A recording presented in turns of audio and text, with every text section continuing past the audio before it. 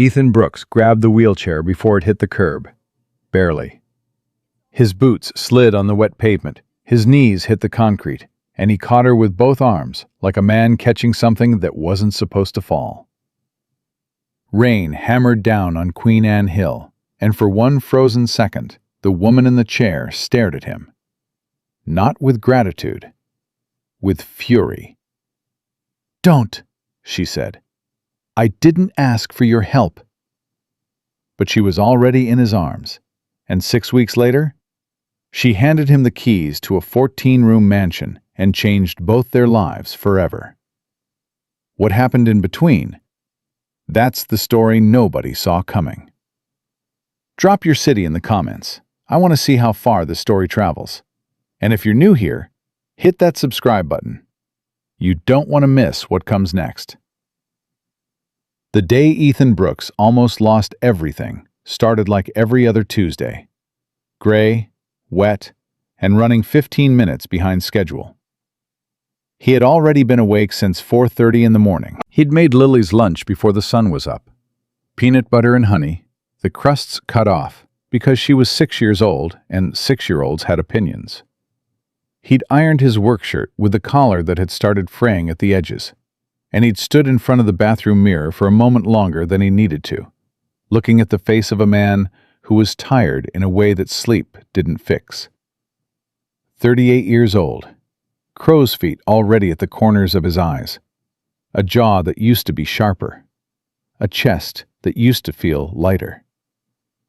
He turned off the bathroom light and went to wake his daughter.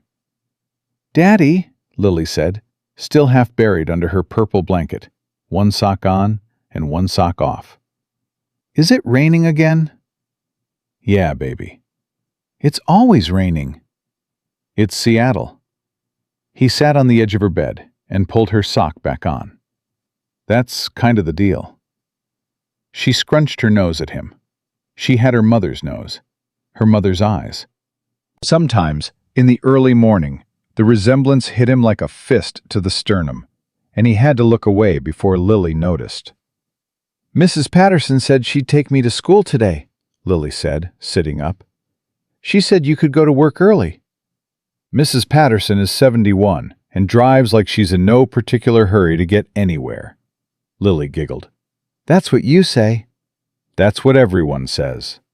He kissed the top of her head. "Come on, oatmeal's on the stove."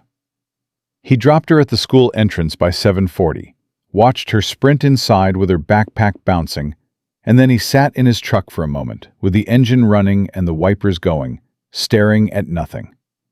He thought about the electric bill. He thought about the transmission noise the truck had been making since October. He thought about the envelope on the kitchen counter, the one from the hospital, the final balance on Sarah's treatment from 2 years ago, before the insurance had processed the appeal and knocked it down to something manageable. Manageable. That word had been doing a lot of heavy lifting in his life lately. He pulled out of the school lot and headed toward the job site. The city crew was patching asphalt on the stretch of road that ran along the slope of Queen Anne Hill, a 2-lane section that turned mean in the rain, where the runoff sheeted down the hill and pooled at the base of the incline. Ethan had worked this stretch before. He knew the way the street tilted. He knew how the grates clogged in November. His supervisor, a thick-necked man named Darnell, who had been with the city for 22 years and communicated mostly through grunts and pointed fingers, waved him over to the equipment shed. "Pothole crew needs you on the upper section," Darnell said. "Barricades are up. Should be routine." "Should be," Ethan repeated. Darnell gave him the look that meant, "Don't start," and walked away. It was just past noon when Ethan noticed her. He was eating his lunch in the cab of the truck, a ham sandwich and a thermos of coffee, when he saw the wheelchair come around the corner of the sidewalk above him, maybe 30 yards up the hill. She was moving fast, too fast for the grade of the slope and the wet pavement. He watched it happen in that slow-motion way that emergencies sometimes unfold, where your brain registers the problem a full second before your body responds. The front wheel of the chair caught the edge of a drainage grate. The chair lurched sideways. The woman's hands flew out, reaching for something, anything, and found nothing. Ethan was out of the truck before he'd made the conscious decision to move. He was running uphill on slick pavement in steel-toed work boots, which was not a graceful operation. He slipped once, caught himself on a parked car's side mirror, kept going. The chair was sliding now, the back wheels losing traction on the wet surface, the whole thing beginning to turn sideways toward the curb. He got there, just barely. His knees cracked against the concrete when he dropped down, and he caught the chair's armrest with one hand and the woman's arm with the other, and for a moment the two of them were locked in a bizarre tug-of-war, with gravity on a slippery Seattle sidewalk in the pouring rain. Then the chair stopped moving. The woman stopped sliding. Everything went still.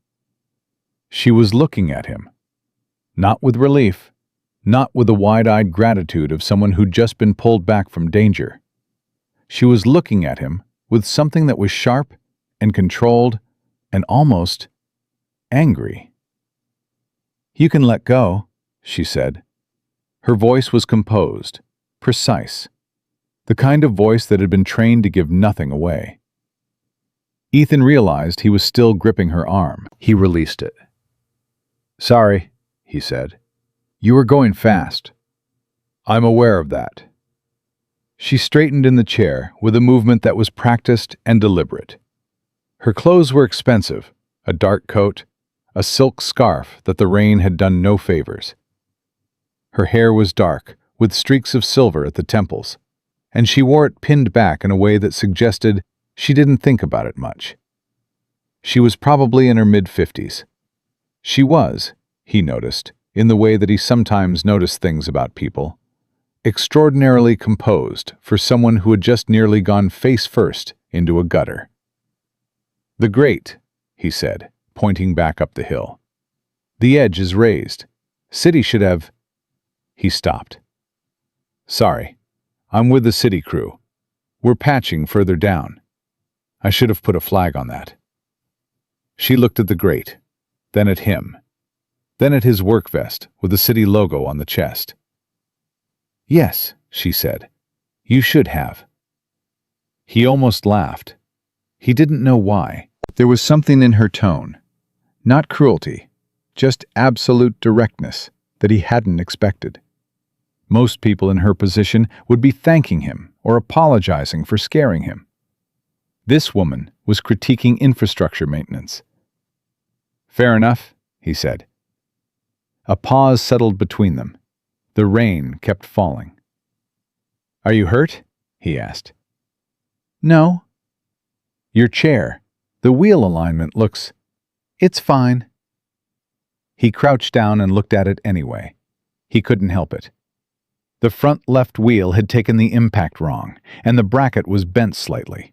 Not dramatically, not dangerously, but enough that the tracking would be off. She'd be fighting the chair every time she pushed forward on a slope. "It's not fine," he said. "This bracket is bent. If you go downhill again, you'll pull left whether you want to or not." She looked down at him crouching by her wheel, with an expression he couldn't read. "I don't go out often," she said. "Well, when you do, are you always this persistent with strangers?" Ethan stood up, rain running down the back of his neck. "Only when the strangers are about to go into traffic." Something crossed her face. It was brief, a flicker of something that wasn't quite amusement and wasn't quite softness, but lived somewhere in that territory. It came and went so fast, he almost missed it. "Clara," she said suddenly. He blinked. "I'm sorry?" "My name. Clara Mitchell." He wiped his wet hand on his vest and offered it. "Ethan Brooks." She shook it. Her grip was firm. "I live up the hill," Clara said, gesturing vaguely behind her. I come out on Tuesdays. I don't know why today felt like a good idea." She said it in the tone of someone having a conversation with themselves rather than with him, and he had the sense that she hadn't meant to say it out loud. "I can walk you back up," he said. "Or push, if that's okay to offer." The look she gave him was quick and measuring. "I can manage my own chair." "I know you can." He held up both hands. "But that wheel's going to fight you uphill on wet pavement, and I've got 15 minutes left on my lunch break, and I'd rather not spend them wondering if you made it." She was quiet for a long moment. "5 blocks," she said finally. "The iron gate at the top. Lead the way." She didn't let him push the chair, but she didn't object to him walking beside her as she navigated the slope.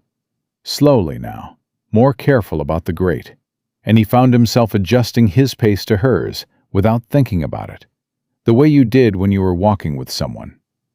"You've been doing this long?" she asked. "Road work." She didn't say it with condescension. She said it the way people asked about work when they actually wanted to know. 7 years with the city, he said. Before that I did general contracting, framing mostly. What changed? He hesitated just a fraction of a second. Benefits, he said. My daughter needed... He stopped. The city has better benefits. She glanced at him sidelong. She didn't press. You have a daughter, she said. Lily, she's 6. And her mother? He looked straight ahead up the hill. She passed, 2 years ago. Silence. I'm sorry, Clara said, and he knew from the way she said it, without the usual flurry of condolences and sympathetic noises, that she meant it simply and completely, and was not going to make it into a production. Thank you, he said, in the same way. The iron gate was exactly where she'd said it would be. Tall black iron set into a stone wall that ran along the top of the hill, with a keypad and an intercom. Beyond it, he could see the end of a long gravel drive and the beginning of something large. He'd driven past the Mitchell estate dozens of times over the years. Everybody in the neighborhood had. It was the kind of house that existed in a Seattle childhood as a reference point. Turn left at the big mansion on the hill, without anyone particularly knowing who lived there. He'd heard it was old money. He'd heard it had been empty for years. Clara stopped at the gate and reached into the pocket of her coat. She pulled out a key ring, a heavy one, the kind with multiple keys and a fob, and something that looked like a small brass compass, and she held it for a moment without moving. Ethan waited. The front door has a ramp, she said, almost to herself. But the side entrance is closer from this angle, and the lock sticks when it's wet. She looked at the keys. She looked at him. Mr. Brooks, she said. Ethan. Ethan. She turned the key ring over in her hands once. Do you do any handwork? Outside of city projects? He raised an eyebrow. You mean repairs? Yes. Some. Why? She looked at the house, then back at him. Because the lock sticks, she said. And the boiler has been making a sound I don't like. And there's a section of the back ramp that needs to be regraded before winter makes it worse. She paused. And I don't bring people in. I haven't for some time. He wasn't sure what to say to that. But, she continued, and her voice was measured and careful. You kept your hands steady when you caught me. You looked at the wheel when I told you it was fine and didn't pretend to believe me. And you haven't said, I'm so sorry about your loss. Does she look like her mother? Or any of the other things people say? No, he agreed. I find that, she seemed to search for the word. Useful. She held out the keyring. He stared at it. That's a lot of keys, he said. It's a lot of house. He looked at the keys. He looked at the gate. He looked at this woman, careful and guarded and precise, with silver in her hair and mud on the hem of her expensive coat. and he thought about the electric bill on his kitchen counter and the transmission noise in his truck. He thought about Lily eating peanut butter sandwiches and asking why it was always raining. He took the keys. He didn't go inside that day. He went back to his crew and finished his shift and picked up Lily from Mrs. Patterson's apartment just after 5. And he sat at the kitchen table after dinner with a key ring in front of him, while Lily colored at the other end of the table, tongue slightly out in concentration, drawing what appeared to be a horse with wings. "What's that, Daddy?" she asked, not looking up. "Keys." "Whose?" "A lady I met today." Lily looked up then, looked at the keys, looked at his face with that particular 6-year-old intensity that could be unnerving in its accuracy. "Is she nice?" Ethan thought about it. "She's honest," he said. Lily appeared to consider this a satisfactory answer and went back to her winged horse. He went back on Thursday. He told himself it was because he had nothing going on Thursday evening, and the extra work was money he could use. And the lock sticking in the rain was a legitimate issue. He told himself it was purely practical. He stood at the iron gate and pressed the intercom, and after a pause that lasted long enough for him to consider pressing it again, a voice came through the speaker. "You came back," Clara said. Not a welcome, an observation, like she hadn't been entirely sure he would. "You gave me a key," he said. A longer pause. The gate buzzed and clicked open. The house was... He'd expected grandeur. He'd been braced for it. And it was grand, in the original sense of the word. High ceilings, a staircase in the front hall that swept up in a wide curve, rooms that opened off rooms, the accumulated weight of a century of careful living. But what hit him when he walked in wasn't the size. It was the quiet. The kind of quiet that wasn't peaceful. The kind that came from rooms that hadn't been moved through in a long time. From windows that hadn't been opened. From a house that had been reduced, slowly and without fanfare, to the footprint of one person who couldn't reach the second floor. He noticed, without making a thing of it, that every piece of furniture on the main floor had been repositioned to create wider pathways. That the kitchen had been modified, lower counters, pull-out shelves, by someone who knew what they were doing. That there were scuff marks on the baseboards at wheel height, charting the routes she traveled most often. Clara was in the sitting room off the front hall, at a desk near the window, reading something. She didn't look up immediately. "Lock first," she said. "Then the boiler. I'll show you where it is." "Okay." "And don't..." She paused, still looking at whatever was on her desk. "Don't rearrange things to help me. The arrangement is intentional." "I won't," he said. She looked up then. Something checked in her expression. Some small test that he hadn't known he was taking, apparently passed. "The side door lock," she said, "is this way." He worked for 3 hours that first Thursday. He fixed the lock. He checked the boiler, a noise that turned out to be a loose mounting bracket that took him 20 minutes to sort out. He regraded 4 feet of the back ramp with materials from the garage, which had more organized supplies than most hardware stores he'd been in. He didn't ask about the garage. He didn't ask about the photographs he'd noticed on the hall wall.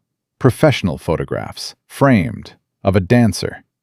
The kind of performance photographs that were all motion and light, where the subject seemed to be defying the basic physical constraints of the human body. He didn't ask. At the end of the 3 hours, Clara came to the back door and watched him wash the ramp compound off his hands with the garden hose. "Tuesday was..." she began. "The wheel bracket," he said. "I have a tool in my truck. I can look at it before I go." A pause. "You're not going to ask," she said. He turned off the hose and looked at her. "Ask what?" "About the photographs." Her voice was even. "Everyone asks. Or they don't ask, and they make a point of very obviously not asking, which is its own kind of asking. He thought about that. "Clara Mitchell," he said. "Mitchell Estate. You were a dancer." "I am Clara Mitchell," she said. "I was a dancer." He nodded. "The wheel bracket," he said. "Before I go?" She looked at him for a moment. "Yes," she said. "Before you go." He fixed the bracket in the fading light of a Thursday evening in November, and she sat in the doorway of the side entrance and watched him work. And neither of them said very much. But when he was done, and he handed the chair back to her, and she tested the wheel, pushing forward on the ramp, finding it tracking straight, he saw the small, controlled exhale she allowed herself. Not a smile, not gratitude exactly. Just a woman who had asked for a thing, and received it, and found it done correctly. "Same time next week?" he said. Clara looked at him. "I have a section of window trim on the north side," she said. "It's been letting in cold air." "I'll bring caulk," he said. He walked back to his truck in the dark, the keyring in his pocket, rain starting again, and he realized, not with any particular fanfare, just with the quiet recognition of something true, that he had come alive for 3 hours on a Thursday evening, in a way that he hadn't felt in longer than he could honestly name. He didn't examine that too closely. He just drove home to his daughter. But what Ethan Brooks did not know, not yet, was that the woman who'd handed him those keys had not spoken to another living soul outside of necessary transactions in 14 months. And that the last person she had trusted with the inside of that house had cost her almost everything. And that the key ring she'd pressed into his hand on a rainy Tuesday afternoon on a Seattle hillside was not just an act of practicality. It was an act of extraordinary courage from a woman who was terrified of what it meant. The second Thursday, he brought caulk and a daughter. It was not the plan. The plan had been to drop Lily at Mrs. Patterson's the way he always did, drive up the hill, fix the window trim, and be home by 8. But Mrs. Patterson had called at 4:15 with a voice that sounded like gravel in a tin can, and Lily had been standing in the kitchen already wearing her coat, backpack on, watching him with the patient expectation of a child who had long since learned that plans changed. "I have to go to work," he told her. "It's a job. At a house. Can I come? It's not really a..." He looked at her, looked at the phone, thought about the alternatives, which were few. "You have to be quiet." "I'm always quiet." "You once narrated an entire grocery trip out loud for 45 minutes. "That was informative," Lily said seriously. He grabbed his toolbox. They drove up the hill. He pressed the intercom at the iron gate, with Lily standing beside him, her hand in his, looking up at the stone wall with open curiosity. "You came back," Clara said through the speaker. Same words as last time, same measured tone. "I brought my daughter," Ethan said. "I'm sorry, my sitter fell through. If it's a problem, I can reschedule." A pause, longer than the ones before it. "How old?" Clara asked. He looked down at Lily. 6. Another pause. The gate buzzed open. Lily looked up at him with an expression of absolute delight, as though the buzzing gate was the greatest technology she had ever encountered. He squeezed her hand once, and they walked up the drive. Clara was waiting at the side entrance, and Ethan saw her register Lily in the way that people sometimes registered children. A slight recalibration, a shift in the set of the face that was less about the child and more about what the child represented. Complexity, noise, disruption of established order. But Lily had not read that particular memo. "Hi," Lily said. "I'm Lily. My dad says I have to be quiet, but I'm not always very good at that. Your house is really big. Did you build it?" Clara looked at her. "No," she said. My grandfather did. Was he a giant? A beat of silence. No, Clara said. He was a man who had more money than sense, according to my grandmother. Lily nodded, as though this explained everything. My grandpa has a truck with a broken door. Daddy says that's having more truck than sense. She turned to Ethan. Can I look at things while you work? Don't touch anything, he said. I'll just look with my eyes. Clara said nothing, but she moved back from the doorway to let them in. Ethan got to work on the north window trim. It was a straightforward job. Old caulk dried to powder and cracked. Cold air seeping in from a gap that had probably been widening since August. He ran a bead along the frame and smoothed it. And while he worked, he could hear Lily somewhere behind him. Not quiet, but not loud. Asking questions in the steady, curious way she approached most things in the world. He couldn't hear Clara's answers from where he was working, only the murmur of them. But the murmur continued, which told him something. When he came into the sitting room to check the interior seal on the same window, he found Lily sitting on the floor with her back against the chair Clara was parked beside, looking up at the framed photographs on the far wall. She had her chin in her hands and her elbows on her knees, the posture of a child who was genuinely thinking. That's you, Lily said, not a question. Yes, Clara said. You were flying. It felt that way sometimes. Do you miss it? He tensed, waiting for the conversation to break on that question, the way conversations often did. The too direct thing a child said that adults had learned not to say anymore. But Clara didn't flinch. Every day, she said. Lily looked at her. That's sad. Yes. But you're still here. Yes, Clara said again, and something in the word was different that time. Heavier, and also, somehow, more solid. Like she was confirming it to herself, as much as to the 6-year-old on the floor beside her. Ethan sealed the interior frame and said nothing, and went back to his tools. When they left an hour later, Lily took Clara's hand at the door, just briefly, the way children sometimes did, without ceremony or permission, and said, Bye, Clara. Not Mrs. Mitchell, not ma'am, just her name, easy and direct. Clara looked at the small hand holding hers. Goodbye, Lily, she said. In the truck going home, Lily was quiet for 3 full minutes, which was a record. I like her, she said finally. Ethan kept his eyes on the road. Yeah? She's sad, but she's not, sad. She's the other kind. What's the other kind? Lily thought about it. The kind that still talks, she said. He drove in silence for a moment.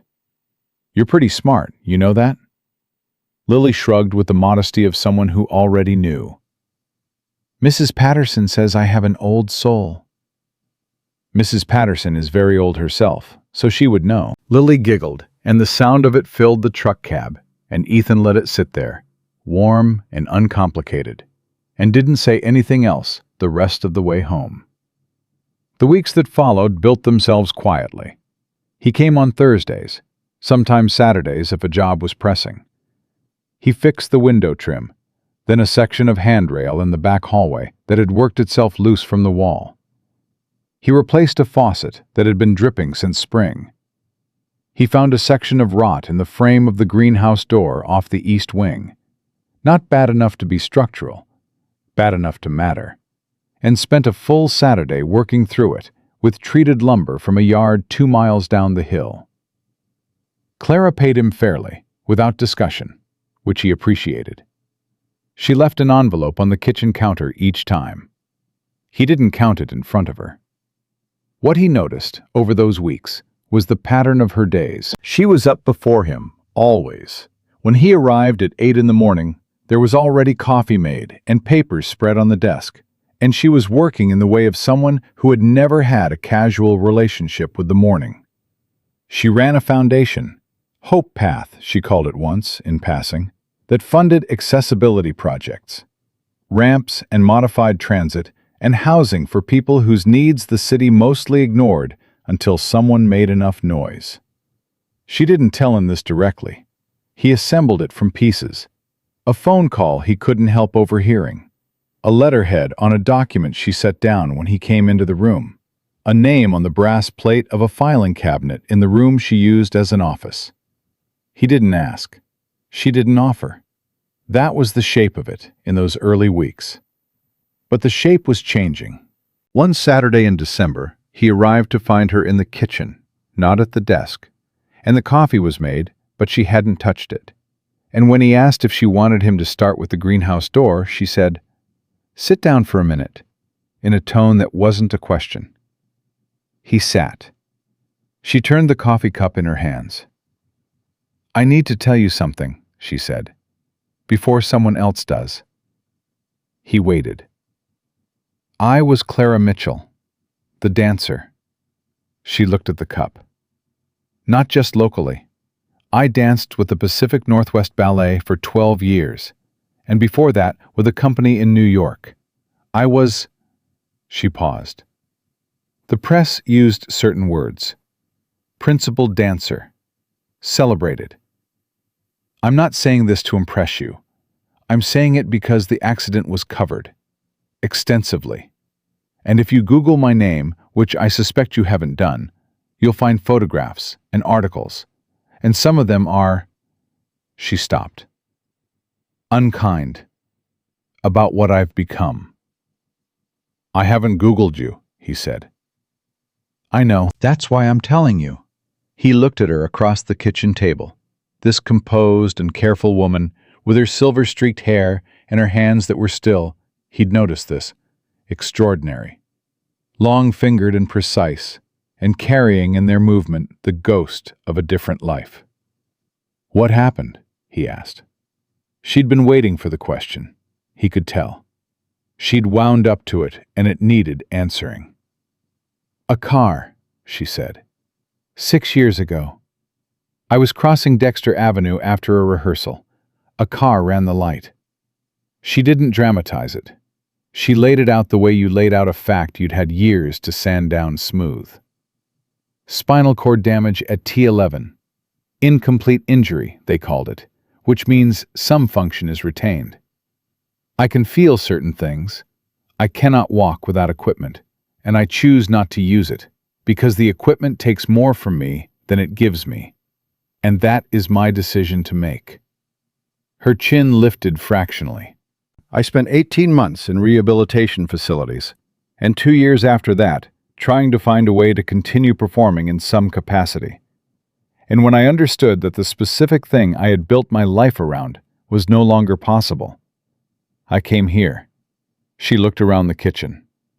"To my grandfather's house. That no one visits." Ethan was quiet. "The isolation was my choice," she said. "I want you to understand that. I'm not a shut-in.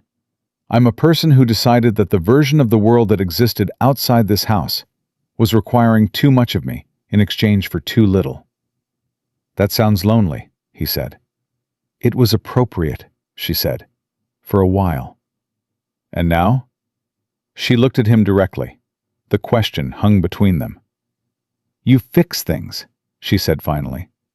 "You don't explain things to me that I already know. You don't treat this chair like a symbol of something tragic. And your daughter asked me if I missed it. And nobody has asked me that in 6 years. Every other person asks if I'm okay. She asked if I missed it." "She has a gift for the actual question," Ethan said. "Yes." Something moved in Clara's face. Not quite a smile, but in the family of one. "She does." He wrapped both hands around his coffee cup. "I should tell you something too, then." She waited. "The benefits weren't the whole reason I took the city job," he said. "After Sarah died, I wasn't right for a while. Contracting meant managing things, and I couldn't manage things. The city job meant showing up and doing what I was told and going home. It was smaller. I needed smaller for a while. "And now?" she asked, using his own question. He thought about the toolbox in his truck, about the greenhouse door frame and the handrail and the window trim and the quiet satisfaction of a thing done right. About Thursday evenings walking to his truck in the dark, feeling like himself. "Getting bigger again," he said. Clara looked at him for a moment. Then she said, "The greenhouse needs a new drainage system. The original design was never right for the rainfall on this side of the hill. It would be a significant project." "Define significant." 2 to 3 weeks. Materials I'd cover. Labor. She named a figure that was more than fair. He did the math on the transmission noise and the electric bill. "When do you want to start?" "When the weather clears." "Clara," he said, "this is Seattle." That one got through. She pressed her lips together, and it wasn't quite enough to stop the thing that happened to her face, and it was the first time he'd made her laugh.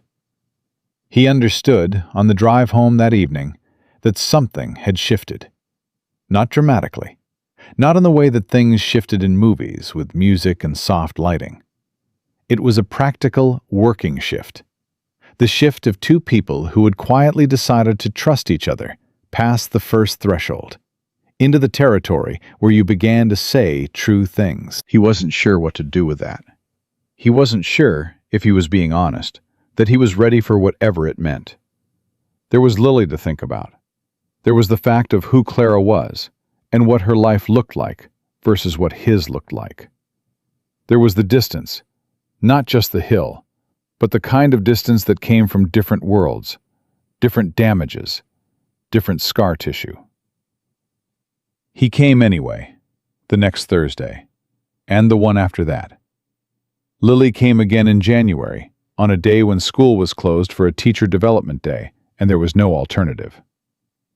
Clara had the kitchen table cleared when they arrived, and there was a deck of cards on it, and she taught Lily gin rummy with a level of precision you'd apply to a doctoral dissertation. Lily lost 4 games in a row and was furious and delighted. "You're cheating," Lily said. "I'm counting cards," Clara said. "That's cheating." "In casinos, yes. At my kitchen table, it's called paying attention." Lily narrowed her eyes. "Teach me." Clara taught her. By the end of the afternoon, Lily had won 2 games, legitimately, and announced this to her father when he came in from the greenhouse with compound on his hands. "I'm a card shark," Lily said. "Clara taught you to count cards?" "She says it's paying attention." Ethan looked at Clara. Clara looked at the window. "The drainage trench on the north end needs to go deeper," she said. "I know," he said. "I'm working on it." But he was smiling when he said it, and she could see that, and she looked at the window a little harder. It was a Tuesday in February when she first told him about the accident in the way that meant something different than facts. Not the car, not the street, not the medical vocabulary, but what the rehearsal had been, what she'd been working on when it happened, a piece she'd been developing for 3 years, something she'd conceived of in collaboration with a composer in Berlin, something that was, she paused, and this was the place where the word was hard, something that was her, in the most complete sense she'd ever felt. It was supposed to premiere in April, she said, 6 years ago.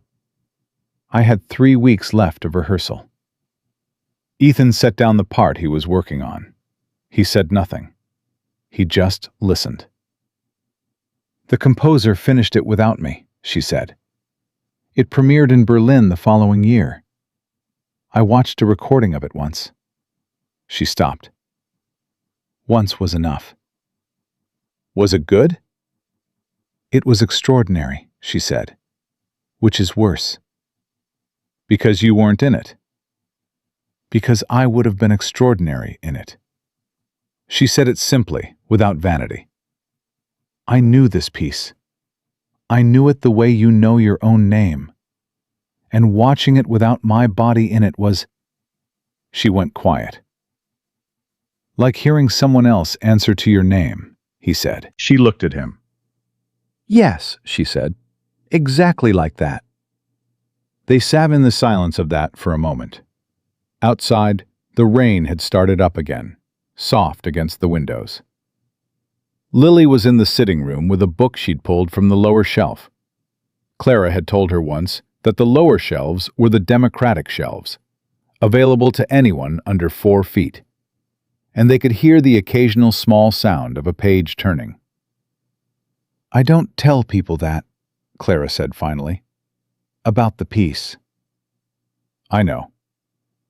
It's not... She seemed to be finding her way around something. It's not that I'm ashamed of it. It's that most people want to help when you tell them something like that. They want to find a silver lining or a pathway forward or a lesson in it. And there isn't one. There's just a thing that happened, and a life I had, and a life I have now, and they're not connected by a lesson. They're just both true. I wasn't going to find a silver lining, Ethan said. I know, she said again. And the way she said it, the simplicity of it, the absence of explanation, was the closest thing to an admission he'd heard from her yet. He picked up the part again.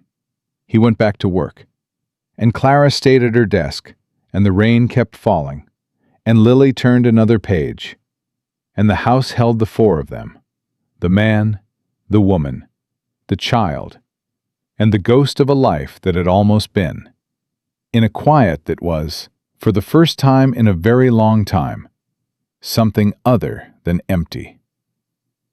He noticed it on the drive home, in the rearview mirror.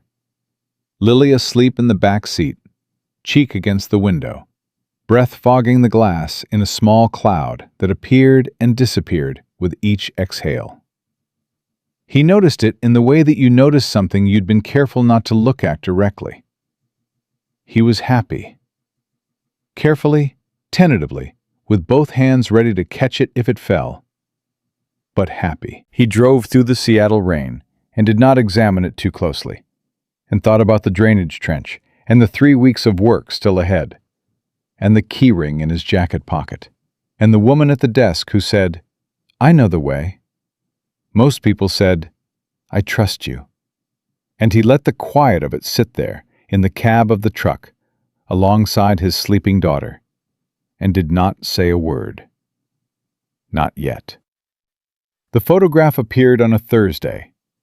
Ethan didn't know about it until Darnell held up his phone at the job site that morning, squinting at the screen with the expression of a man who had stumbled onto something he wasn't sure what to do with. Hey, Darnell said, isn't that you? It was a grainy shot, taken from a distance, the telephoto kind that made everything look slightly unreal, slightly stolen. It showed the driveway of the Mitchell estate, the iron gate standing open, and 2 figures, a man in a work jacket carrying a toolbox, and a woman in a wheelchair beside him. Their heads were turned toward each other. They were not touching. They were just close, in the way that people were close when they had stopped being strangers. The caption beneath it, on what appeared to be a local gossip site, read, Mitchell heiress emerges, with company. Who is the mystery man at the Queen Anne mansion? Ethan stared at the phone. That's nothing, he said. Darnell looked at the photo, looked at him, said nothing, which with Darnell was its own form of commentary. Ethan handed the phone back and went to work, and spent the next 4 hours telling himself it was nothing, and did a reasonable job of believing it until he pulled into his driveway that evening and found 3 missed calls from a number he didn't recognize, and a text from Clara that said only, Come Saturday. We need to talk. Not Thursday. Saturday. 2 days away. He stared at that text for a long time. He called back the unknown number. It rang twice, and a woman answered, professional and practiced, identifying herself as the communications director for the Mitchell Family Foundation. She wanted to know in a voice that was simultaneously polite and somehow the opposite of warm. Whether Ethan had spoken to any press outlets, whether he was aware of the photograph, whether he understood the sensitivity of Ms. Mitchell's public profile and the Foundation's relationship with its donors. "I'm a handyman," Ethan said. "I fix things at the house, that's all." "Of course," the woman said, in the tone of someone who had already decided what she believed. "We'd simply ask that you be mindful going forward." "Mindful," he repeated. "Of perceptions," she said. "The Foundation's reputation is central to its funding, and Ms. Mitchell's public image. Has she asked you to call me?" A pause. "The board is very protective of. Has Clara asked you to call me?" Another pause. Longer. "This is a courtesy call," the woman said. "Noted," Ethan said, and ended the call. He sat in his truck in the driveway for a while. The transmission made its noise when he'd pulled in, and the sound of it sat there in the quiet like an editorial comment on the whole situation. He thought about the photograph, thought about the angle of it, the distance. Someone had been standing outside that gate with a long lens, and the idea of that, of someone watching the driveway, watching Clara, made something tighten in his chest that wasn't about himself. He texted back, "Saturday, I'll be there." Saturday arrived with a particular flatness of a February morning that couldn't decide whether to rain or just threaten it. Ethan dropped Lily at Mrs. Patterson's, who had recovered from her cold and was back to her customary glacial driving pace, and drove up the hill alone. Clara was in the sitting room when he came in, not at her desk. She was positioned near the window, and she had the look she sometimes got when she'd been thinking too long about something. A tightness around the eyes, a stillness that wasn't peaceful. "You saw the photo," she said. "I saw it." He sat across from her. "Someone called me. From your foundation." Her jaw tightened. "Who?" "Communications director. Wanted me to be mindful of perceptions." "I didn't ask anyone to call you." "I know. I asked her that directly." Clara pressed her fingers against her temple for a moment. "The board," she said. "They've been, since the photo appeared, they've been—" She stopped, started again. "There are 3 major donors who have been with the Foundation for over a decade. 2 of them called the board chair within 24 hours of the photo appearing. They had concerns." "What kind of concerns?" She looked at him steadily. "The kind that are difficult to say out loud without revealing what they actually mean." He understood. "About who I am." "About what it looks like," she said. "A maintenance worker, at the house, regularly, without—" She stopped again. "Without what they consider an appropriate professional context." The professional context being? "A formal contract, an agency, something with paperwork that explains the relationship in terms they find legible."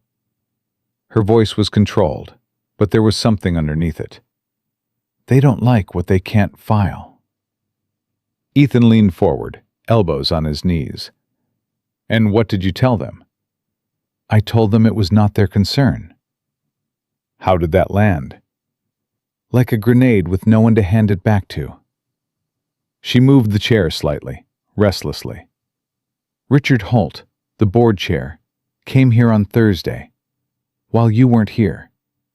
He sat where you're sitting and told me that the Foundation's credibility was built on the Mitchell name, and the Mitchell name required a certain standard of—" She said the next word like she was picking up something unpleasant. "Dignity." The word landed in the room between them and sat there. "He meant me," Ethan said. "He meant the appearance of us," she said. "Together, in the driveway, in a photograph that looked personal." "It wasn't personal," Ethan said. "It was a Thursday evening." "Ethan," her voice dropped, "we both know it wasn't just a Thursday evening." The room went quiet. He looked at her. She looked at him. And neither of them said the thing that was true, because it was the kind of true thing that, once said, changed the shape of everything that came after. "What are you going to do?" he asked. "I'm thinking," she said. "About what they want, or about what you want?" "At the moment, those things are in direct conflict." "They're usually not the same thing," he said, "in my experience." She was quiet for a moment. Outside, the gray February sky pressed against the window. He could hear the house around them, the particular silence of a large building in winter, settling into itself. "The foundation does real work," Clara said. "The ramp projects, the transit modifications, the accessible housing initiatives. These things require money, and the money requires donors, and the donors require—" She stopped. "I built this thing from nothing. After the accident, when I didn't know what I was going to do with a life that no longer looked like anything I recognized, I built this. It was the first thing I chose, the first thing that was genuinely mine again." "I know," he said. "I cannot lose it." "I'm not asking you to." She looked at him. "Richard wants me to formalize the arrangement or end it. Paperwork, agency contract, or—" She didn't finish the sentence. "Or I stop coming," he said. "Yes." He nodded slowly, turned that over. "Is that what you want?" "What I want," she said, "is to not be in this position." "That's not an answer." "No." She looked at her hands. "It isn't." He stood up. He wasn't angry. That was the thing he noticed, moving through his own reaction like he was checking inventory. He wasn't angry with her. He understood the math of it, the brutal, practical math of a woman who had built something out of wreckage and could not afford to watch it come apart because of a photograph taken through a telephoto lens. What he felt was something older and quieter than anger. The feeling of a door that had been opening slowly for months, beginning to close. "I should get my tools from the greenhouse," he said. "Ethan, the drainage project is 90% done. Someone can finish it from my notes." He said it practically, because that was the only way he could say it. "I'll write up what's left." "Stop." Her voice was sharp. I haven't made a decision." "Your board has." "I am not my board." The sharpness in her voice had an edge he hadn't heard before. Not anger at him, anger at the situation, at herself, at the particular box that other people's opinions had been steadily building around her. "Sit down, please." He sat. She was quiet for a long moment, and he let her have it. "I have spent 6 years making decisions based on what I could manage," she said finally. "What I could withstand. I stopped dancing because I couldn't withstand trying to do it badly. I came here because I couldn't withstand the way people looked at me. I stopped going out because I couldn't withstand the performance of being Clara Mitchell in public, the brave face, the gracious survivor." She said the last 2 words like they tasted wrong. "And every time I made one of those decisions, I told myself it was strength, controlling my circumstances, protecting myself." "Wasn't it?" he asked carefully. "Some of it was," she said, "and some of it was just fear with better vocabulary." He didn't say anything. He let that sit. "My board thinks you're a problem," she said. "The donors think you're a liability. Richard Holt thinks you're—" She paused. He used the phrase, "taking advantage." Ethan's chin went up slightly. "Did he?" "I told him that if he used that phrase again in my house, he could find another board to chair." "Did that land better?" "Marginally." Something moved in her face. Not quite the laugh she'd given him in December, but its cousin. Then it was gone. "But the underlying pressure doesn't go away because I pushed back once. They'll find other ways to make the case. They'll—" She stopped, and he saw the moment when something in her went cold and certain, the way water went from moving to ice. "They'll use Lily." He went still. "What do you mean?" "They'll say it's inappropriate. A child in the house, unsupervised, exposed to—" She made a small, controlled gesture with her hand. "They'll build a case around it. Donor perception, foundation liability. They'll find a language that sounds reasonable and means something ugly." He stood up again, and this time it wasn't deliberate. His body made the decision before his mind did, and he was on his feet, with his hands very still at his sides.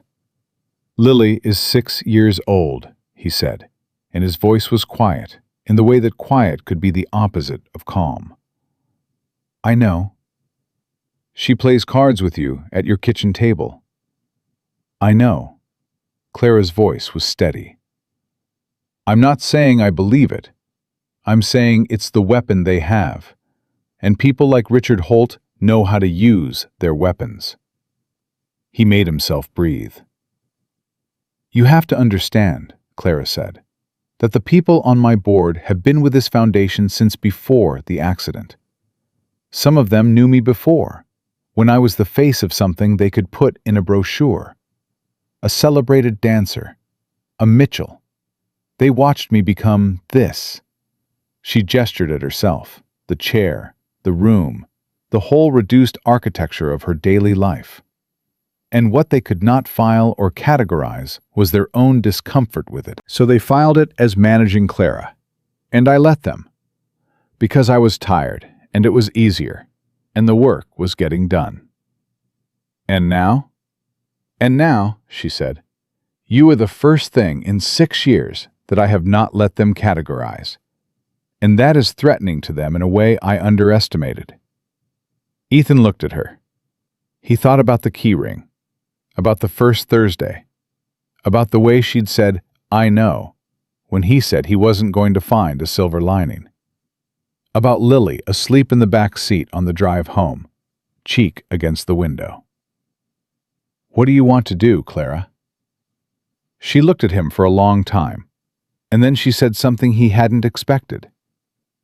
"I want to be brave enough to answer that question honestly," she said. "And right now I don't know if I am." He picked up his jacket from the chair back. He said, "I'm going to get my tools from the greenhouse. I'll write up the notes on the drainage project. And then I'm going to go home." "Ethan, I'm not angry," he said. "I want you to know that. I'm not angry, and I'm not walking out on you. I'm giving you the room to think, without me sitting across from you, making it harder." He looked at her directly. "Because that's what you need, not me telling you what to decide." She held his gaze. "I'll call you," she said. "Okay." "I mean it." "I know you do." He went to the greenhouse. He wrote up the notes on the drainage project, specific and thorough, the kind of instructions someone could follow without him. He packed his tools. He carried the toolbox back through the house, and at the side entrance he paused. Clara had moved to the hallway. She was there when he turned, and she looked, for the first time in all the months he'd known her, uncertain. Not confused, not lost, just standing at the edge of a decision she hadn't finished making, and feeling the drop. "The bracket on the back gate," he said. "It's been stiff. I meant to get to it." "I'll manage," she said. "I know you will." He walked out. The gate closed behind him, with the sound of the latch catching, clean and final.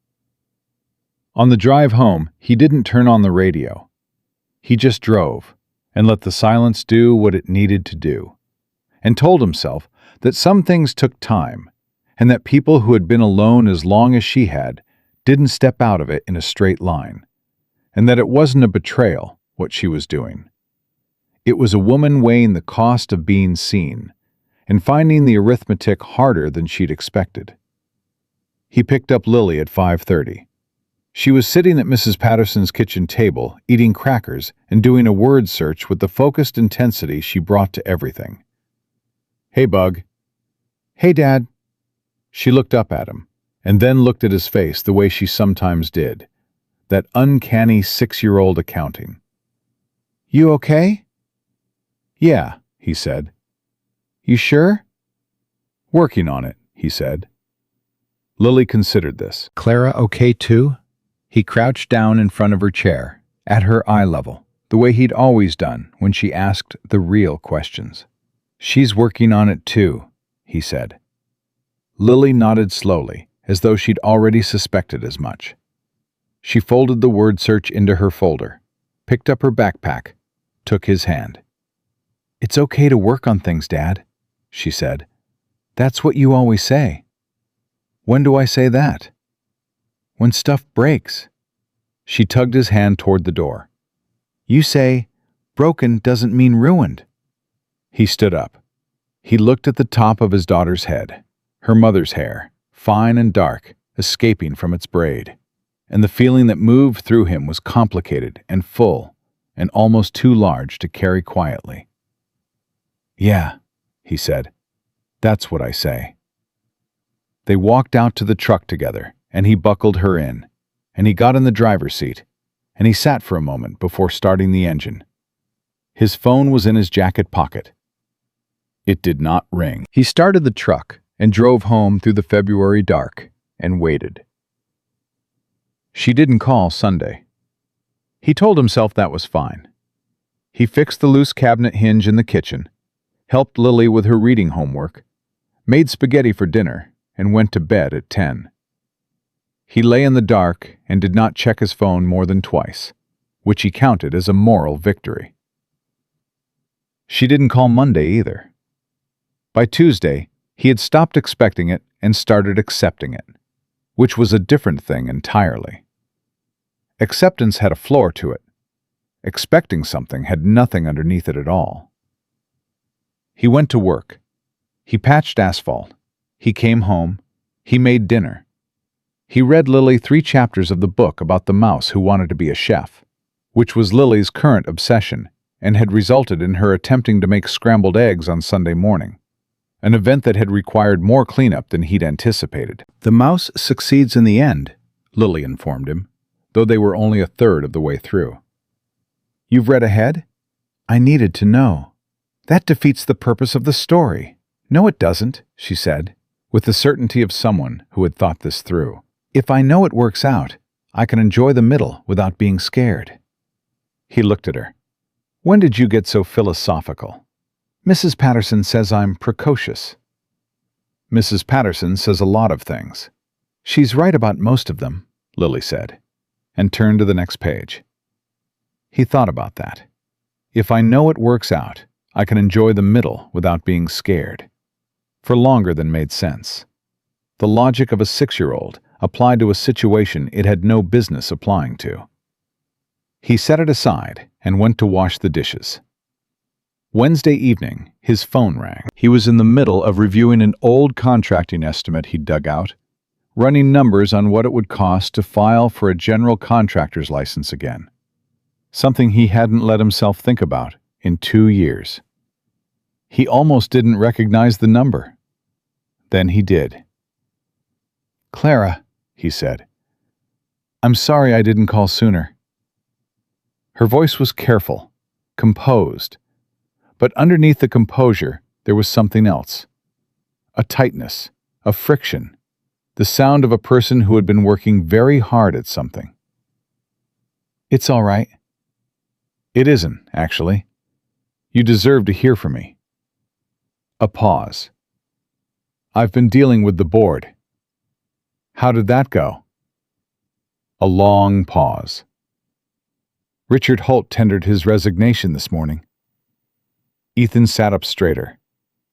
"I told the full board on Monday," she said, "that I would be restructuring the foundation's governance, that the board's role was advisory, not directive, that decisions about my personal life, including who I employed, who I allowed into my home, who my daughter spent time with, were not subject to donor management or board approval. Her voice was even, but he could hear the cost of it underneath the evenness. Richard took issue with the word restructuring. We had an extended conversation. He submitted his resignation by email yesterday evening. Clara, 3 donors have indicated they may reduce their contributions. She said it the way you set a number on a damage assessment. Clear-eyed. No editorializing. That is a real problem. I'm not going to tell you it isn't. The foundation will have to adjust its programming for the next cycle. Some projects will be delayed. I'm sorry. Don't be. Her voice sharpened, not at him. Those donors made their position clear, which is more useful than donors who smile and say nothing, and then disappear without explanation. I know what I'm working with now. He was quiet for a moment. Are you okay? I'm angry, she said, which is considerably better than how I've been most of this week, so I'm counting it as progress. What were you before, angry? A pause. Frightened, she said, which I do not enjoy. No, he said. I wouldn't think so. Ethan, she stopped. He waited. I want to say something, and I need you to let me say all of it before you respond. Okay. I made a mistake, she said. Not in how I handled the board, in how I handled you.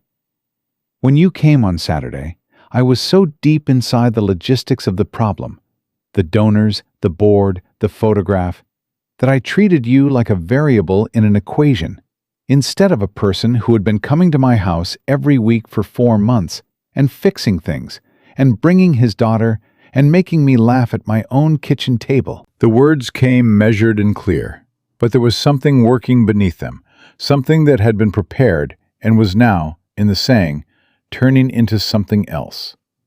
I told you I wasn't sure if I was brave enough to answer honestly. That was the truth. But it was also a cowardly thing to say to someone standing in your hallway, holding his toolbox. You were working through it. I was hiding inside the working through it, she said. There's a difference, and I know the difference better than most people. I've been hiding inside things for 6 years, and I'm quite good at it. A pause. The honest answer to what I want is you. Coming on Thursdays. Lily at the kitchen table. The work. The way the house feels when you're in it. The way I feel when you're in it. Her voice held absolutely steady, which he understood cost her something considerable. That's the honest answer. I'm sorry it took me 4 days and a board restructuring to say it. He let out a breath he hadn't known he'd been holding. You fired your board chair, he said. He resigned. Because you told him to stop managing your life. Essentially. Clara, that's not nothing. No, she agreed. It costs something. Real things will be delayed. People I was trying to help won't be helped as quickly. She said it plainly, taking the weight of it. I need you to understand that I know that. I'm not pretending the decision was free. I know you're not. But I also know. She stopped, and he heard her collect herself. The small pause of a woman who chose her words the way a good carpenter chose her materials. I know that I have been making decisions based on what I could withstand, as though the goal was to need as little as possible. And I have become very good at needing as little as possible. And I'm not sure that's the same thing as living. He was quiet. I'd like you to come Thursday, she said, if you're willing. I'll be there, he said. Bring Lily. He smiled. She'll want to play cards. I'm aware of that. A pause, and then, so quietly, it was almost under the threshold of the phone. I've missed her this week. Yeah, he said. She's missed you too. She asked about you. What did you tell her? That you were both working on something. A silence that was different from the ones before, softer and full of something neither of them named. "Thursday," Clara said. "Thursday," he said. He put the phone down and sat there in the kitchen for a while, the old contracting estimates still on the table.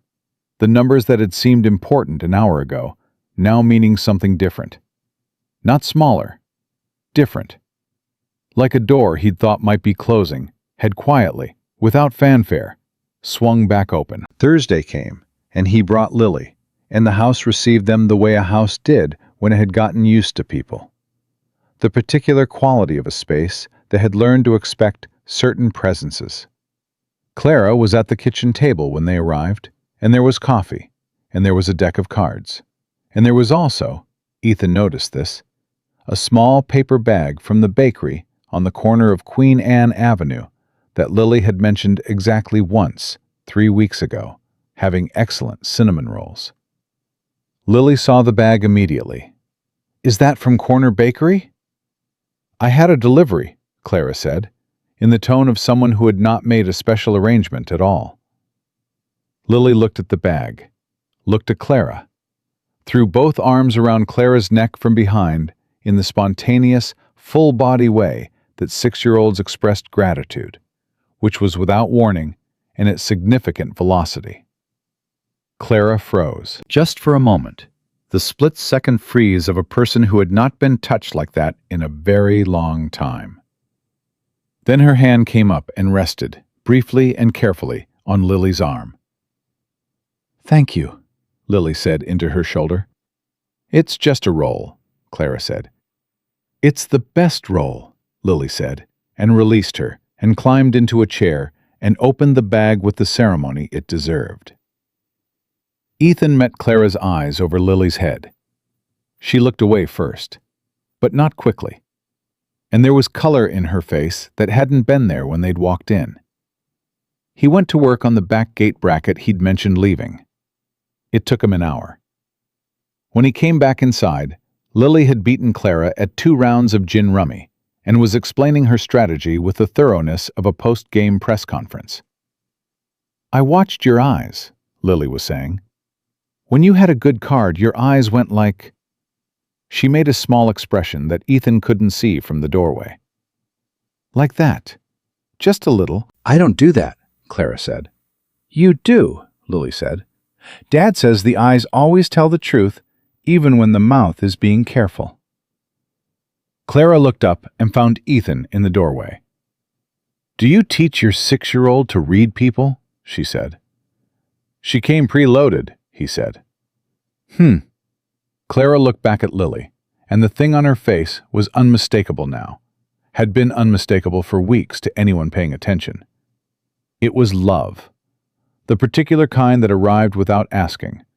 The kind that attached itself to children who showed up at your kitchen table and asked real questions and threw themselves at you without warning. They ate the cinnamon rolls. They played cards. Ethan recaulked the kitchen window that had been drafted since December. Properly this time, with a better compound than the last. The afternoon folded into early evening without anyone marking the transition. It was Lily who fell asleep first, on the sitting room sofa, with a democratic shelf book open on her chest, out completely, in the way that children went from fully operational to deeply unconscious with no intermediate stage. Ethan came in and found her there, and stood looking at her for a moment. Clara had come up beside him in the doorway, and they both stood there in the quiet that a sleeping child created. "She does this everywhere," he said softly.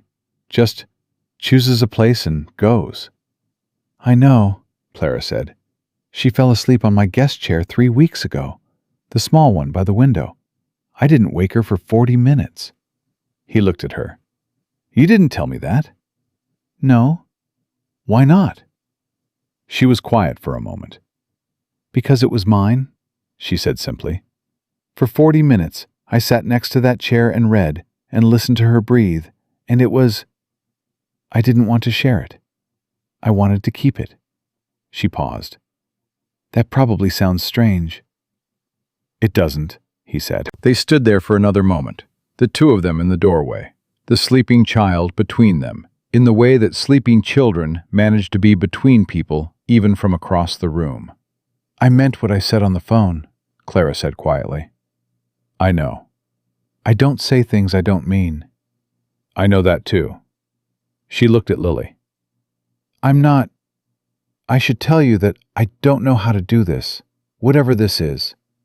I've been alone for a long time, and I am very good at being alone. And I'm not good at," she stopped, "needing people." "You're getting better at it," he said. She considered this. "That's a generous interpretation." "You called a board meeting and restructured your governance to keep me coming on Thursdays," he said. "I think you're doing fine." She pressed her lips together. "When you put it that way, it sounds impulsive."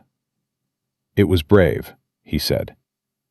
She looked up at him. He was close enough that he could see the particular gray in her eyes. The kind of gray that wasn't flat, but had depth to it, like weather. She looked at him the way she'd looked at the keys on the rainy hillside in November, weighing something, measuring the distance between where she was and where the thing required her to go. He didn't push. He'd learned not to push. She moved at her own speed, and her own speed was worth waiting for. "I'd like," she began, and then stopped. And then the house shook. Not an earthquake. The sound was wrong for that. More directional, more surface level. A concussive thud from somewhere outside, then the low, sustained groan of earth moving. Ethan was at the window in 3 steps. The yard lights caught it. The back slope. The hillside above the greenhouse. A dark mass of soil and debris shifting. Slowly, and then not slowly, down toward the back wall. "Mudslide," he said. "How bad?" "Clara, where's the breaker panel?" "Utility room, East Hall." He was already moving. "Get to the center of the house, away from the back wall." He was in the utility room, found the panel, cut the exterior circuits. "Is there anyone else in the house?" "No. Ethan." "I'm here." He came back to her. "Lily's fine. She's on the interior wall. The back structure..." He was calculating, the way he calculated everything, fast and practical. "The greenhouse will take the worst of it. The house wall is reinforced. Your grandfather built it thick. We're okay." "You don't know that." "No," he said honestly. "But the slide is moving slow, and it's surface material, not bedrock. It'll pile against the wall and stop." He crouched down in front of her chair. "Look at me." She looked at him. "We're okay," he said. She was holding herself very still, the way she did when she was managing something large. But her hands, he noticed, were gripping the armrests of the chair with a whiteness at the knuckles that told the other story. "My grandfather's greenhouse," she said. "I'll look at it when it stops, not before." "It took him 3 years, Clara." He put his hand over hers on the armrest. Just his hand, over hers, steady. "It stops moving or it doesn't. Either way, right now, we stay put." She looked at his hand. She turned hers over, slowly, and held it. They stayed like that for a long while, listening to the hillside settle outside. Lily slept on the sofa 10 feet away, unmoved, breathing evenly, the book still open on her chest. The sound outside slowed, then quieted, then stopped. He went to check when he was sure it had finished, out the side entrance, around the east wing, to the back of the property. The greenhouse had taken the edge of it, one wall staved in, the door frame collapsed. The back garden wall had held. The house was untouched. He stood in the dark, looking at the broken greenhouse, and thought about 3 years of work and 40 years of Seattle winters, and the particular way that things you'd built with your hands looked when they came apart. He'd seen it before. He knew what it cost. He went back inside. Clara was in the kitchen. She'd put the lights on, and there was water on for tea. And Lily was awake now, sitting at the table with a book in her lap, looking at her father with the wide-eyed alertness of a child recently separated from sleep by something unusual. "Was it an earthquake?" Lily asked. "Mudslide," he said. "The hill behind the greenhouse. The house is fine." Lily looked at Clara. "Your greenhouse?" "The wall came down," Clara said. Her voice was level.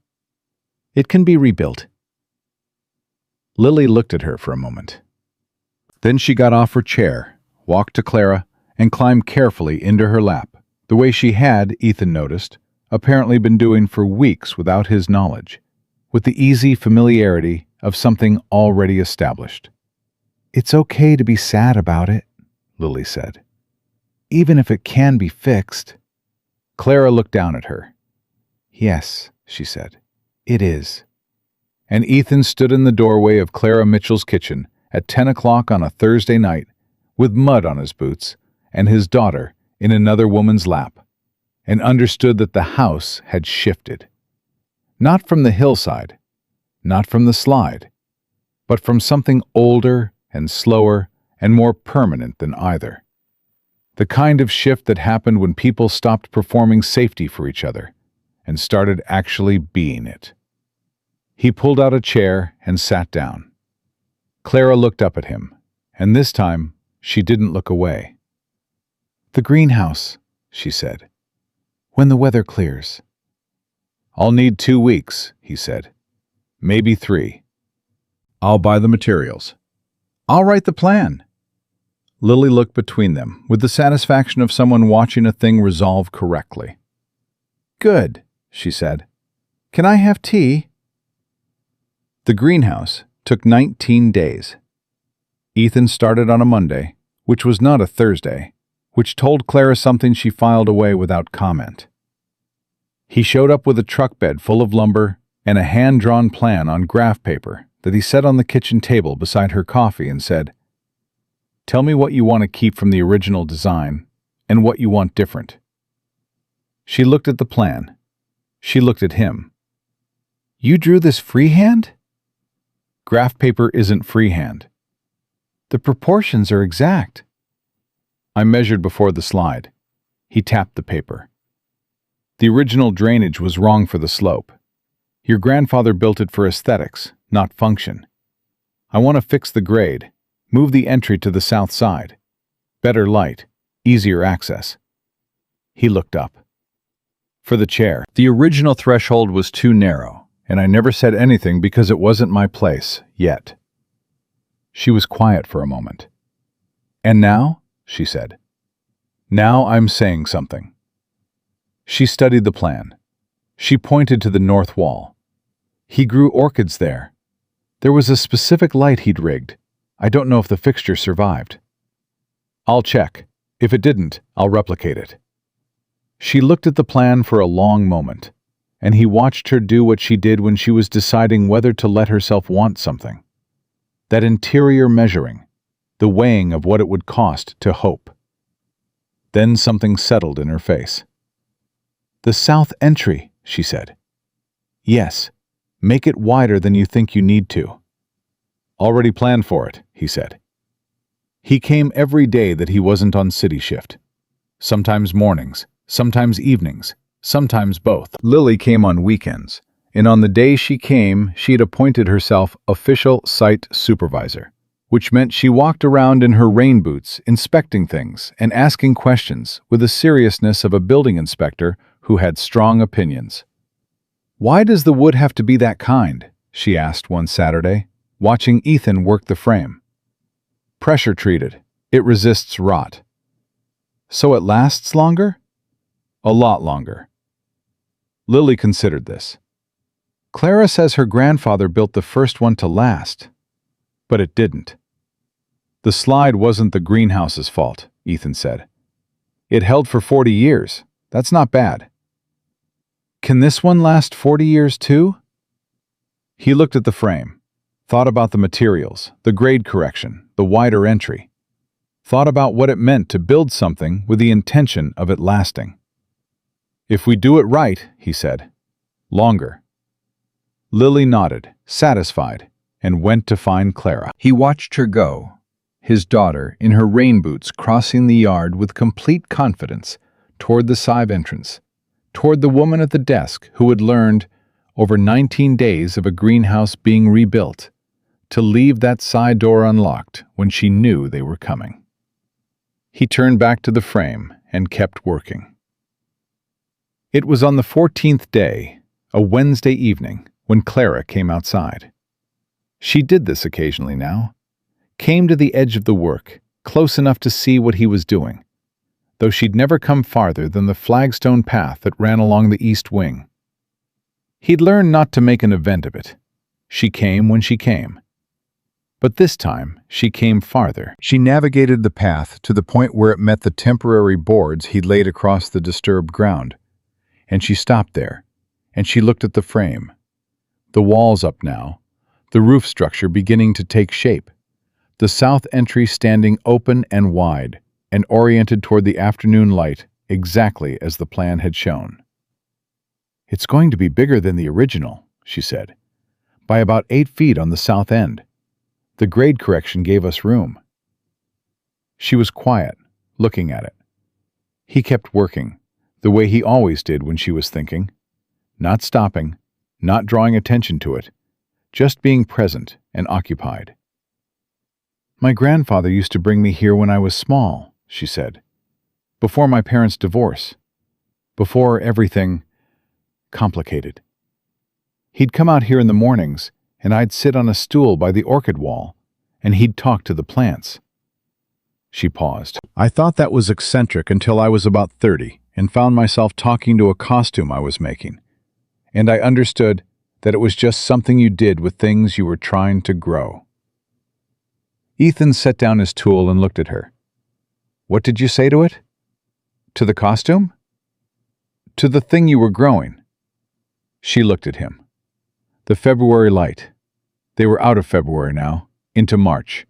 The Seattle sky doing its tentative negotiation with spring, caught the silver in her hair, and the particular directness in her eyes that he had come to understand was not coldness, but its opposite.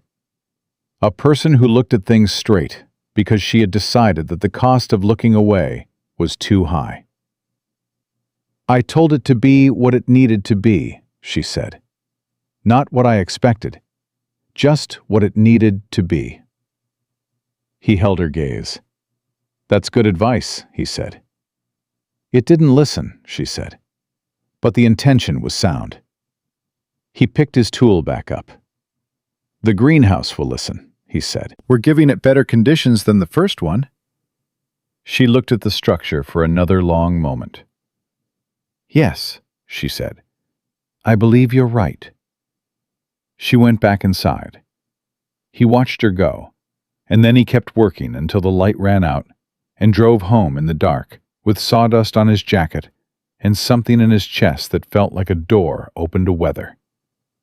Not safe exactly, but real in the way that only open things were real. The greenhouse was finished on the Thursday. He didn't plan it that way. It simply worked out to be a Thursday. And when he came in at the end of the day and washed his hands at the kitchen sink, and Clara set an envelope on the counter, he turned and said, "Keep it." She looked at him. "The last 2 weeks," he said. "Keep it." "That's not, I know it's not how it works. Keep it anyway." He dried his hands. "Put it in the foundation, toward the next ramp project that gets delayed." She held the envelope. She looked at it for a moment, with the expression of someone being given something they weren't sure they were allowed to accept. "Ethan." "Clara." He leaned against the counter and looked at her directly, the way he'd learned she needed people to look at her, without softening it, without managing it, just straight.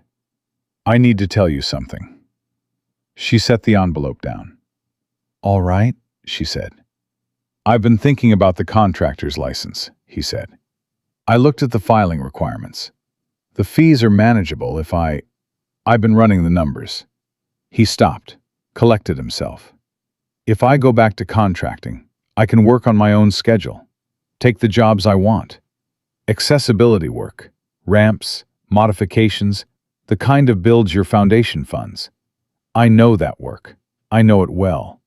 He paused. And I want to propose something, and I need you to hear it as a business proposal and not as anything else. First, she was very still. Okay, she said. The foundation funds contractors for accessibility projects. Right now, you go through an agency, which takes a cut and sends whoever's available. And I've seen some of the work on the ramp projects you've mentioned. And some of it is fine, and some of it is not fine, and you know that. He looked at her steadily. I'm proposing a formal contract. Project management for accessibility builds under the Hope Path umbrella. Licensed, documented, every piece of paper Richard Holt could ever want in a filing cabinet. He paused. On my terms, my schedule. Not an employee, a contractor, independent. Clara was quiet for a long moment. That is a legitimate proposal, she said carefully. It is. Based on sound professional grounds. Yes. With appropriate documentation. Every piece. She looked at him. And the other thing, she said. The thing that isn't the business proposal. He looked back at her. You know the other thing, he said.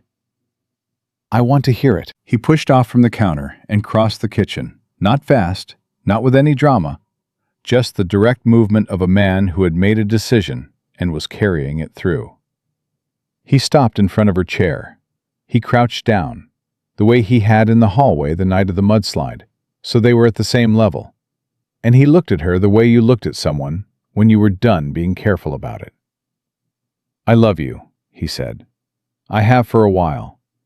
I'm not going to pretend I know exactly when it started or what to do with it, because I'm aware this is not a simple situation. I have a daughter. You have a foundation and a house and a life that you built exactly the way you needed it. I'm not asking you to change any of that. He paused. I'm asking if there's room in it. For me. For us. For whatever this has already been for the past 4 months. The kitchen was very quiet. Clara looked at him. She looked at him the way she'd looked at the plan for the greenhouse on the first Monday, measuring the proportions, checking whether it matched the thing she needed, deciding whether to let herself want it. Then she put her hand against his face.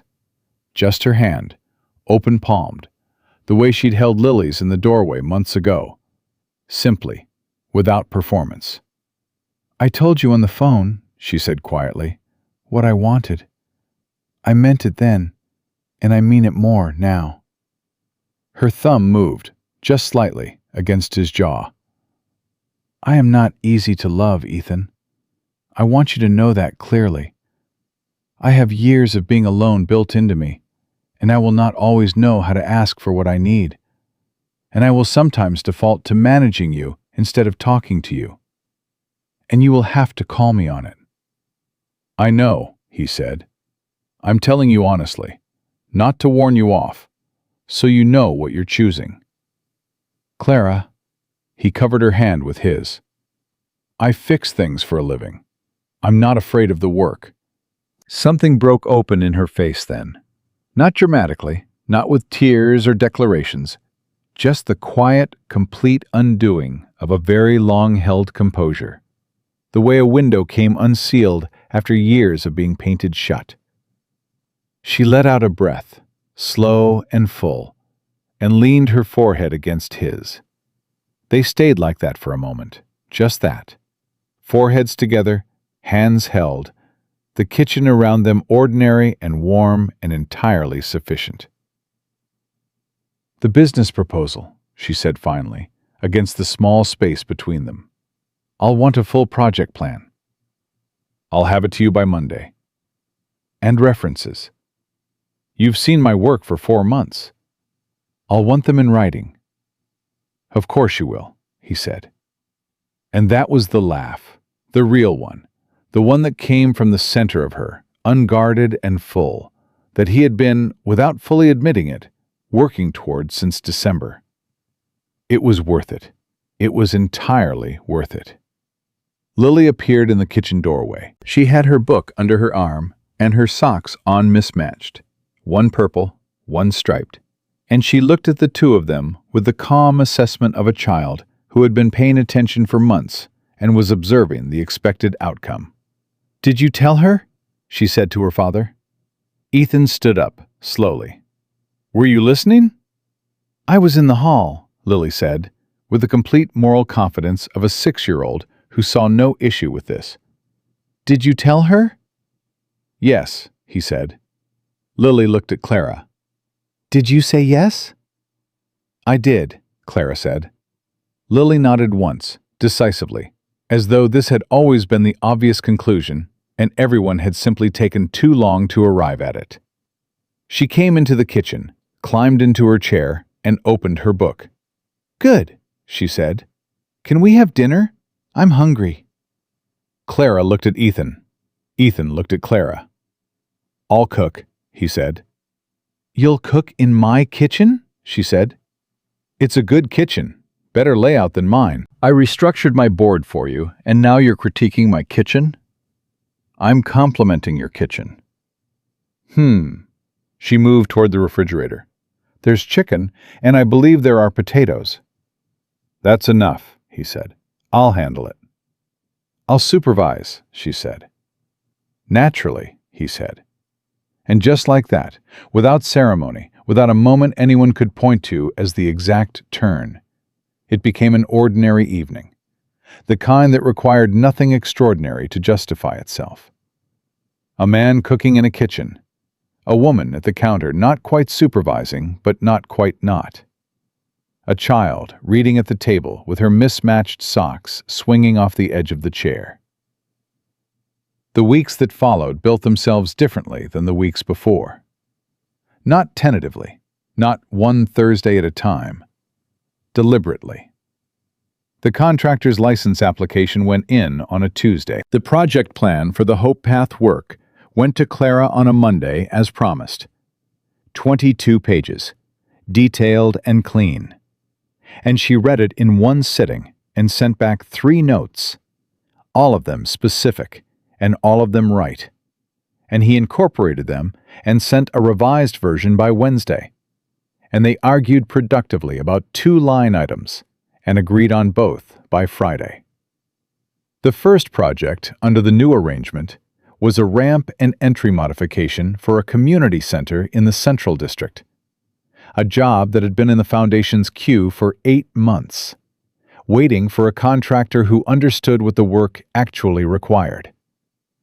Ethan walked the site on a Thursday morning, came back with measurements and a material list, and had a crew lined up by the following Monday. Clara came to the site on the second day, not to supervise, just to see. She sat in her chair at the edge of the work and watched, and the crew, who had been briefed by Ethan on nothing except do the work right, went about their business without making a production of her presence. She stayed for an hour, and when she left, she said nothing to him about it. But that evening, at the kitchen table, she said, "The grade on the west approach is still too steep." "I know," he said. "I'm taking it to 6% tomorrow." "A DA is 8% maximum." "I know. 6 is better." She looked at him. "Yes," she said. "It is." He was standing at the kitchen counter when she said, "I want to start going out on Tuesdays again, properly, not just to the end of the block." He set down what he was holding and looked at her. "Okay," he said. "Where do you want to go?" "I want to see the waterfront." She said it simply, but he understood the size of what it cost her. The last Tuesday she'd gone out had ended with a wheelchair on a wet hill and a stranger catching her and 4 months of everything that followed.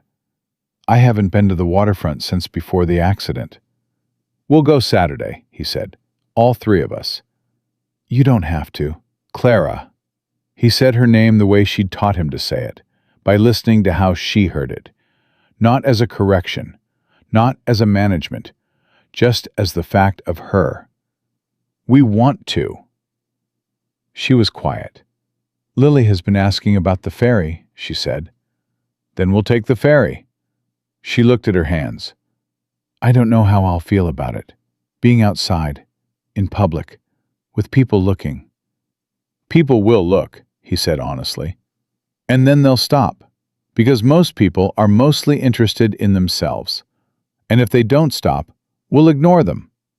And if we can't ignore them, I'll stand in the way. You'll physically block people's eye lines? I have a broad work jacket. She pressed her lips together. That's absurd. It's a practical solution. She made the sound that was not quite a laugh, but had the same effect. A small escape of warmth from somewhere she usually kept sealed. Saturday, she said. Saturday, he confirmed. They went on Saturday, the 3 of them, down the hill in Ethan's truck to the waterfront, where the sound was the particular iron gray of a Pacific Northwest March morning, beginning to remember it knew how to be something other than bleak.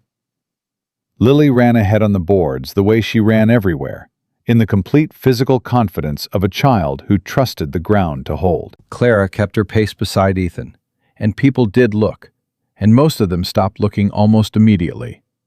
And none of them said anything.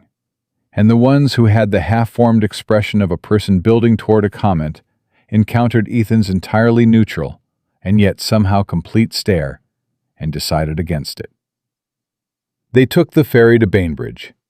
Lily stood at the rail with the wind completely dismantling her braid and was entirely satisfied. Clara sat beside Ethan on the outdoor deck, and the sound opened up around them, wide and cold and old, and she looked at it the way she'd looked at the plan for the greenhouse, measuring, deciding, letting herself want it. I forgot, she said. What? That it was this big. She meant the water, the sky, the particular scale of a world that didn't adjust itself to the size of a room. I forgot that I liked big things. He said nothing. He just let her have it. She turned and looked at him then, fully, with the same directness she brought to everything. No soft focus, no careful management of what her face was doing. Just looking at him the way you looked at something true. I want to tell you something, she said. All right. The piece, she said. The one that premiered in Berlin. The one I watched once. She paused. I've been writing notes for the last 3 weeks. Not choreography. I can't do that anymore. Not the way I did. But compositional notes. Structure. Ideas for what the piece could become with a different kind of body at its center. She looked at the water. There's a choreographer in Portland, young woman. I saw her work 2 years ago, and I haven't stopped thinking about it. I want to contact her. He looked at her. About the piece? He said. About whether the piece can be made into something new. Not what it was, what it could be. She paused. I don't know if it's possible. I don't know if I can give it to someone else's body and not... I don't know. She looked at him. But I want to try. Then try, he said. It might come to nothing. Things often do, he said. Try anyway. She was quiet for a moment. You're not very complicated, you know, she said, compared to most people. Is that a complaint? It's an observation. She looked at the water again. I've spent my whole life around very complicated people. Artists and board members and donors and critics and people who had something to prove. You fix things and tell the truth and cook chicken in my kitchen and look at my daughter like she's the best thing you've ever done. She paused. It's the most disorienting thing that's ever happened to me. Because it's simple? Because it's good, she said. And I wasn't sure I still knew how to be around things that were just good. Lily came running back from the rail, her demolished braid flying, cheeks pink from the wind, holding something in her closed fist with the urgency of a significant discovery. "Dad! Clara, look!" She opened her hand. A small gray stone, almost perfectly round, the kind the Sound turned out occasionally on its beaches. "Nice one," Ethan said. "It's for you," Lily said, and gave it to Clara. Clara looked at the stone in her palm, smooth and round and gray and ordinary, and, in the way that ordinary things sometimes were, entirely the right thing at the right moment. "Thank you, Lily," she said. "I thought you'd like it," Lily said, with the confidence of someone who had thought correctly. And then she was gone again, back to the rail, back to the wind. Clara closed her hand around the stone. They rowed the ferry back across the Sound in the late afternoon, the city rising on the far side through the gray, the water doing what the water always did, moving, indifferent to everything built on its edges, carrying the light the way it had for 10,000 years before any of them existed, and would for 10,000 years after. Lily had finally exhausted herself and was leaning against Ethan's arm with her eyes half closed. Clara sat on his other side, the stone in her coat pocket, her hand resting on the armrest of her chair beside his on the bench. Not touching, but close. Present in the way that people were present when they had stopped needing to protect themselves from each other. He thought about the rainy hillside in November, the wheelchair and the grate, and the woman who'd told him he should have put a flag on it. The keyring, heavy in his hand, and the 14-room house at the top of the hill that had been quietly waiting for someone to come back to it. He thought about Lily asking if Clara was nice. "She's honest," he'd said. He hadn't known yet how much that was going to matter. He hadn't known how much room honest took up once you let it in. How it moved through a life the way a drainage correction moved through a hillside. Not dramatic, but thorough, changing the whole direction things ran. The ferry docked. They drove back up the hill in the blue-gray late afternoon. Lily asleep in the back seat again, cheek against the window, breath fogging the glass. Clara was looking out at the city the way she'd looked at the Sound, with the specific attention of someone relearning the size of the world. "Stay for dinner," Ethan said. It wasn't a question, but it wasn't a demand either. Just the natural continuation of a day. "I have calls in the morning," she said. "I'll have you home by 8. She looked at him. She looked at his daughter, asleep in the back seat. She looked at the city going past the window, and the hill ahead, and the iron gate at the top that she had opened, for the first time in years, for a man in a work jacket, catching her wheelchair in the rain. "All right," she said. And that was it. That was the whole of it. Not a grand declaration, not a final dramatic turn, just a woman saying, "All right," to an ordinary evening, and meaning it completely, and being ready for what came after. Ethan Brooks had started the winter, broken, in the quiet way that people broke when they had been holding things alone for too long. He had gone to work and come home, and made peanut butter sandwiches with the crusts cut off, and stood in front of the bathroom mirror, looking at a face that was tired in a way that sleep didn't fix. And then a wheelchair had come down a wet hill, and he had caught it without thinking. And everything after that had been the slow, real, unhurried work of two people building something that could hold. They were not fixed. That was not the story. Clara still had the mornings when the world outside the house cost more than she could pay. And Ethan still had the nights when he reached for his phone to tell Sarah something, and his hand stopped halfway. Lily still asked questions that had no answers, and accepted this with a grace that shamed them both. The foundation had a funding gap that would take a year to close. The truck still made its noise. But the greenhouse stood on a corrected grade, with a south entry wide enough for anything, and the orchid wall was lit the way his grandfather had intended, and the stone from the sound sat on Clara's desk beside her morning coffee, round and gray and entirely certain of what it was.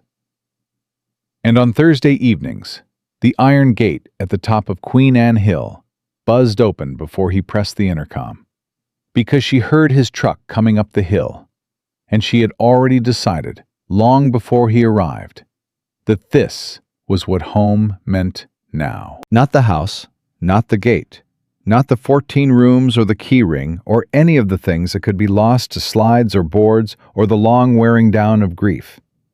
Just this. Just them. Just the gate opening before he had to ask. That was enough. That was everything.